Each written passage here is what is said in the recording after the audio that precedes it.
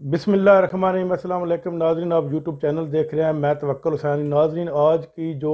دو اہم خبریں ہیں وہ میں آپ کے ساتھ شیئر کرنے جا رہا ہوں۔ سب سے پہلے تو جو میاں چنو میں واقعہ ہوا ہے ایک آدمی کے قتل کا، اس کے اوپر تھوڑی سی میں آپ کو خبر دوں گا، پھر اس کے بعد جو وزیر اعظم پاکستان عمران خان کا اس واقعے کے اوپر رد عمل آیا ہے اس کے متعلق بتاؤں گا۔ یہ جو واقعہ پیش آیا میاں چنو میں، یہ ایک مشتاق احمد ولد بشیر احمد نامی ایک آدمی ہے جس کا تعلق میاں چنو کے نزدیک کی چک نمبر 12 سے ہے۔ یہ کوئی ذہنی معذور آدمی تھا اور اس کو بیوی بچوں نے بھی چھوڑ دیا تھا کافی عرصہ پہلے سے۔ یہ ایک میاں چنو کی مسجد میں جاتا ہے اور جب وہاں پر جا کر واللہ عالم، یہ تو خدا جانتا ہے، جو میرے ذرائع ہیں کہ وہاں مسجد کا جو بیٹا ہے وہ اپنے ابو کو فون کرتا ہے کہ مسجد کے اندر سے دھواں نکل رہا ہے اور ایک آدمی قرآن کی بے حرمتی کر رہا ہے۔ جو اس کا امام مسجد ہے وہ پولیس، ایس ایچ او اور نفری کو لے کر ساتھ وہ موقع کے اوپر پہنچ جاتا ہے، اور جب موقع کے اوپر پہنچتا ہے تو دیکھتے ہیں کہ یہ ایک آدمی کو لوگوں نے پکڑا ہوا ہے اور پولیس نے اس کو پکڑ کر اپنے امام مسجد کے اجرے میں بند کر دیا، اور لیکن بعد لوگ وہاں پر اکٹھے ہوتے گئے ایون کہ وہ تقریباً ہزاروں کی تعداد میں لوگ وہاں پر جمع ہو گئے،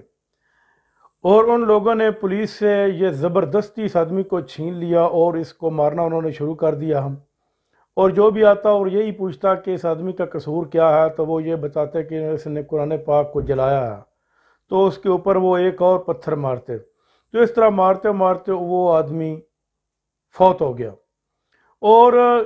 جب یہ فوت ہوا اور اس کی میت کو انہوں نے اس کے ایک سوتیلا بھائی ہے اس کے حوالے کر دیا۔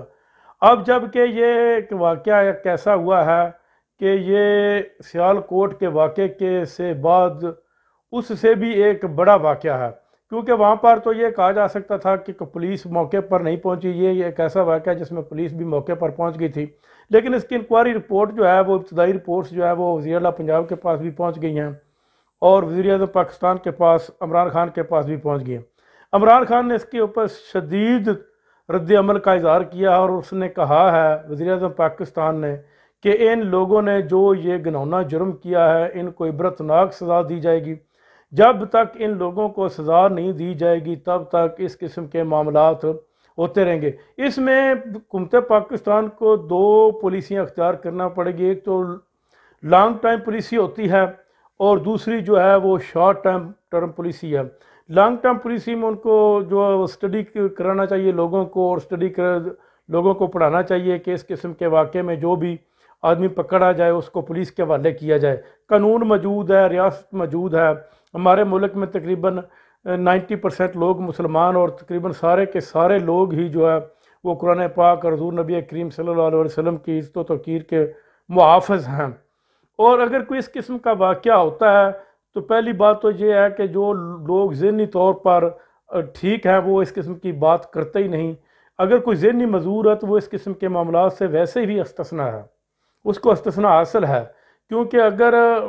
ذہنی معذور آدمی کو نماز سے استثناء حاصل ہے تو اس قسم کا واقعہ بھی وہ کر سکتا ہے، لیکن ان کو پکڑ کر پولیس کے حوالے کرنا چاہیے تھا، ان کو اس کی سزا نہیں دینی چاہیے۔ لیکن اس کے اوپر وزیر اعظم پاکستان نے یہ کہا ہے کہ انشاءاللہ ان لوگوں کو ایسی سزا دی جائے گی کہ آئندہ کوئی بھی اس قسم کا واقعہ نہیں کرے گا۔ اب تک میری رپورٹ کے مطابق 21 سے 22 لوگ جو ہیں وہ گرفتار ہو چکے ہیں، اور یہ کیمرے کی مدد سے گرفتار کیے گئے ہیں۔ یہ وہ لوگ تھے جن لوگوں نے لوگوں کو اشتعال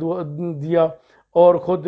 پہلے بڑھ کر آگے مزاحمت کی۔ ناظرین، اب تک کے لیے اتنا ہی، اپنا خیال رکھیے گا، اللہ حافظ۔